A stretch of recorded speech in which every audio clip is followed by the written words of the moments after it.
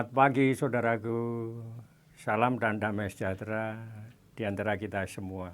Tuhan memberkati. Bertemu lagi kita di dalam persekutuan doa pagi. Hari ini kita akan bersama-sama merasakan surat Rasul Paulus yang kedua yang dikirimkan kepada jemaat di Korintus. Surat Rasul Paulus yang kedua dikirimkan kepada jemaat di Korintus. Kita rasakan bersama mengambil dalam pasal yang ke-8 ayat pertama sampai dengan ke-7. 2 Korintus 8 ayat pertama sampai dengan yang ke-7 demikian difirmankan dengan perikop pelayanan kasih. Saudara-saudara, kami hendak memberitahukan kepada kamu tentang kasih karunia yang dianugerahkan kepada jemaat-jemaat di Makedonia. Selagi dicobai dengan berat dalam pelbagai penderitaan, sukacita mereka meluap dan meskipun mereka sangat miskin, namun mereka kaya dalam kemurahan. Aku bersaksi bahwa mereka telah memberikan menurut kemampuan mereka, bahkan melampaui kemampuan mereka. Dengan kerelaan sendiri, mereka meminta dan mendesak kepada kami, supaya mereka juga beroleh kasih karunia untuk mengambil bagian dari pelayanan kepada orang-orang kudus. Mereka memberikan banyak daripada yang kami harapkan. Mereka memberikan diri mereka pertama-tama kepada Allah, kemudian oleh karena kehendak Allah juga kepada kami. Sebab itu kami mendesak kepada Titus supaya ia mengunjungi kamu dan menyelesaikan pelayanan kasih itu sebagaimana ia telah memulainya. Maka sekarang sama seperti kamu kaya dalam segala sesuatu, dalam iman, dalam perkataan, dalam pengetahuan, dalam kesungguhan untuk membantu dan dalam kasihmu terhadap kami. Demikianlah juga hendaknya kamu kaya dalam pelayanan kasih ini. Demikian firman Tuhan, berbahagialah yang mendengarkan dan melaksanakan di hari lepas hari. Dalam kita merasakan pagi hari ini, bersama-sama kita akan memberikan judul melayani dengan kasih. Saudaraku yang terkasih, pelayanan Injil adalah pelayanan yang merendahkan namun memuliakan, melelahkan namun menyegarkan, mengecilkan hati namun lebih sering menguatkan hati, memuramkan namun menyenangkan, penuh dengan pengalaman-pengalaman yang membuat tertekan dan gilang gemilang. Anda tidak akan pernah menjadi sama sekali lagi setelah Anda siap untuk masuk dalam pelayanan. Dan Anda tidak akan mau menjadi sama. Betapa merawankan hati pengakuan dan pengumuman yang Paulus buat tatkala itu ia berkata, "Aku ditakdirkan untuk memberitakan Injil." Pelayanan adalah satu-satunya profesi yang Anda tidak akan pernah masuk kecuali dipanggil. Satu-satunya pekerjaan yang Anda tidak akan pernah memantapkan kecuali Anda berhasil. Dan satu-satunya kerja hidup yang Anda tidak akan pernah puasi kecuali Anda memberikan lebih dari yang Anda terima. Dan satu-satunya pekerjaan yang dalam rekan kerja adalah Tuhan Anda, Kristus partner senior Anda. Hati nurani Anda dalam pelayanan Tuhan bukan satu-satunya profesi, melainkan suatu panggilan. Saudaraku, yang kita maksud dengan panggilan ialah seorang telah menerima suatu kesan batin ilahi sehingga ia harus berkhotbah. Hasrat seseorang terhadap pembangunan intelektual mungkin mengarahkan kepada profesi. Tetapi hasrat seorang terhadap keunggulan spiritual dan moral bersama-sama dengan suatu panggilan ilahi akan mengarahkan dia kepada pelayanan. Kalau kita mencermati di dalam 2 Korintus pasal 8 ayat 1 sampai dengan 7 tadi, apa yang telah kita baca tadi ya benar-benar pelayanan yang untuk melayani dengan kasih. Semuanya tertuang di dalam firman tersebut. Apa arti melayani dengan kasih? Itulah faktanya. Melayani dengan penuh ketulusan dan keikhlasan sejati. Apalagi itu merupakan panggilan dan Anda dan saya sanggup untuk melayani. Itulah panggilan kasih yang kita melayani tanpa pamrih dan kita sesama untuk saling berpeduli. Saudaraku yang terkasih, orang muda yang ingin masuk dalam pelayanan harus meyakini suatu hak, yaitu panggilan agung dari Allah. Waktu akan berlalu tatkala kesadaran akan panggilan itu menjadi semua yang ia kehendaki dan memantapkan dia. Orang-orang lain membuat pelayanan itu sebagai suatu pekerjaan untung-untungan. Beberapa di antara mereka tidak mampu menjadi pelayanan. Upah mereka tidak akan meningkat. Yang lain mungkin akan meninggalkan tugas yang melelahkan. Mereka akan mencari pekerjaan yang lebih mereka anggap lebih baik. Kalau kita ingat apa yang telah diajarkan dan kita dengar dan kita yakini bahwa berlandaskan kasih itulah Tuhan selalu mengingatkan kita akan kepedulian kita bersama. Namun bagaimana pelayanan kita kalau kita tidak sesuai dengan ajaran? Apakah kita sudah melayani dengan kasih? Itu impossible karena kita percaya dengan kasih kita selalu berpelayanan dan berkepedulian kepada semua. Saudaraku yang terkasih, tidak ada dua panggilan yang sama. Setiap panggilan sejati mempunyai keunikan sendiri-sendiri. Yang seorang mendapat panggilan ilahi, sehalus dan selembut panggilan sekilas, "Aku akan menuntun engkau dengan mataku." Itu kata Alkitab, dan beberapa orang tertentu itu mempercayai. Yang lain mendapatkannya di tengah-tengah desakan keras. Saudaraku yang terkasih, namun semua nabi yang jujur harus menyadari bahwa mereka mempunyai janji yang sama yang diperoleh Musa tatkala diutus untuk menantang dinasti Israel.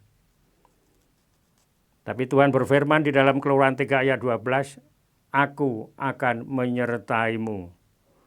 Mereka dapat janji Allah yang menggerakkan para pelayan sejati. Para pelayan sejati akan tetap bersama-sama dengan jemaatnya karena melayani dengan penuh kasih. Dalam menghadapi keadaan-keadaan sukar, panggilan agung dari Tuhan akan memberikan dorongan kepada mereka untuk meneruskan pelayanan dan terus bertahan. Panggilan itu memberikan pengertian kepadanya tentang tujuan pelayanan dan penegakan kepadanya tatkala keadaan benar-benar makin memburuk. Saudaraku, karir sekuler bisa saja muncul dari dorongan diri sendiri. Tetapi panggilan Allah untuk melayani merupakan mandat roh. Paulus tidak memilih menjadi seorang rasul. Ia menyatakan bahwa ia wewenang ilahi, ia dijadikan pelayan di dalam 2 Korintus 3 ayat 6. Paulus juga mengalih sebagian besar suratnya dengan pernyataan seperti dari Paulus yang oleh kehendak Allah dipanggil menjadi rasul Kristus Yesus. Itulah pelayanan yang sejati dan penuh dengan kasih. Karis Paulus tidak didorong oleh diri sendiri, tetapi dimandatkan oleh Roh Kudus. Ketetapan panggilan benar-benar terbukti, sehingga dengan berani ia memproklamasikan, "Celakalah aku jika aku tidak memberitakan Injil." Saudara-saudaraku yang terkasih, panggilan yang sejati dari Allah dapat diungkapkan dalam kenyataan bahwa keperluan akan panggilan itu di pundaknya kepadanya. Pilihan seperti itu bukan merupakan salah satu dari sekian banyak kemungkinan. Hanya ada satu dan jelas, dan ia tahu bahwa mengatakan kepadanya, kita diwajibkan untuk melayani dengan kasih. Kalau kita mengulangi pada ayat pertama sampai dengan yang ke-8 pada 2 Korintus 8 tadi, itulah landasan kehidupan kami, bagaimana kami harus melayani dengan kasih. Tidak akan lekang di dalam situasi dan tidak akan mundur di dalam segala keadaan. Karena pelayanan itu merupakan adalah panggilan. Panggilan adalah kasih untuk kita yang percaya. Demikianlah dalam kehidupan kami, apakah kita juga akan melayani dengan kasih, berpeduli di dalam segala sesuatu, terutama sekali di dalam doa syafaat kita masing-masing untuk saling berbagi di dalam rasa kasih dan kemuliaan. Tuhan memberkati. Demikianlah saudaraku, kita setelah merasakan sedikit apa yang diajarkan Tuhan dan kita melakukannya itu untuk diri kita sendiri, berpelayanan penuh dengan kasih. Itu landasan kita bersama. Tuhan memberkati. Marilah kita bersama-sama dalam doa. Maha besar Tuhan Allah Bapa kami kembali ke menghadap Tuhan. Kami bersyukur bahwa Tuhan selalu mengingatkan kami bagaimana keadaan kami di tengah-tengah saudara-saudara kami, di tengah-tengah masyarakat, di tengah segala macam golongan. Tuhan mengajarkan kami untuk saling mengasihi. Apalagi Tuhan mengingatkan di dalam kami bersama merasakan pagi hari ini adalah kita diwajibkan untuk melayani dengan kasih. Kasih adalah panggilan roh, kasih adalah tuntunan roh, sehingga kami harus percaya dan Tuhan selalu mendampingi dan menuntun kami. Bagaimana kami harus hidup bersama-sama di tengah masyarakat kami. Karena kasih kami bersaudara, karena kasih kami bersama-sama melayani, dan karena kasih kehidupan kami tentram, karena percaya Tuhan selalu membimbing kami. Bila mana kami berdoa pada pagi hari ini, kami juga berdoa untuk saudara-saudara kami seiman dimanapun berada, khususnya untuk jemaat kami di gereja GKI Kabangan. Kami mohon berkat untuk semuanya ya Tuhan. Berkatilah di dalam semua pekerjaannya, berkatilah kesehatan sehingga akan melaksanakan dengan rasa aman dan nyaman. Berkatilah dengan penghiburan, berkatilah dengan kedamaian di dalam keluarganya dan kesejahteraan. Kami percaya Tuhan tidak akan meninggalkan saudara-saudara kami seiman, khususnya saudara-saudara kami di GKI Kabangan, dan umumnya kepada jemaat kami yang selalu tunduk bertelut di hadapan Tuhan. Tuhan, kami juga berdoa untuk gereja-gereja di seluruh muka bumi yang saat ini bersama-sama memohon akan kemurahan Tuhan, akan berkat Tuhan untuk bersama-sama berdoa, mengenyahkan segala macam penyakit, sakit penyakit yang sedang melanda dunia ini. Berbagai macam upaya kebijaksanaan para pimpinan negara, berkatilah upaya-upaya itu ya Tuhan, sebab para pimpinan bangsa dan negara kami dan pimpinan negara-negara di seluruh muka bumi ini adalah tangan panjang dari Tuhan.